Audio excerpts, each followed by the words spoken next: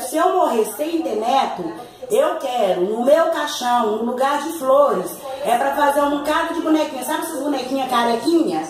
É pra fazer com macacão meu bebê? rosa, meu bebê. Tipo meu bebê. Pode ser primeiro daquela piotinha menorzinha. Meu bebê. Pode fazer de macacãozinho rosa, de macacãozinho azul. Os de macacãozinho azul é pra colocar lacinho azul. E os de macacãozinho rosa é pra colocar lacinho rosa. E colocar assim, ó. Tudo do meu lado, assim, eu vou ficar assim, ó. Mas é dentro do caixão, no lugar das flores?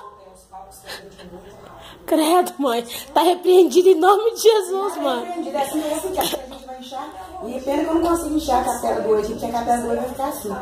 Toda vez que Mas aí é pra colocar os neném no lugar das flores? no lugar das flores, tudo do meu lado assim, ó. Tudo do meu lado assim, ó. Tudo do meu lado assim, os neném tudo. E aí eu vou ficar com a mão assim, normalmente fica. Aí aqui debaixo da mão põe um bebê maior, um grande com um laço branco. Assim, ó. Eu vou ficar assim, aí põe um bebê assim, ó. Põe um bebê assim, ó, bem bonitinho, com a carinha pra cima, assim. Eu segurando ele assim, assim. Um laço branco aqui, ó. Amarrando a minha mão no neném, assim. Misericórdia, mãe.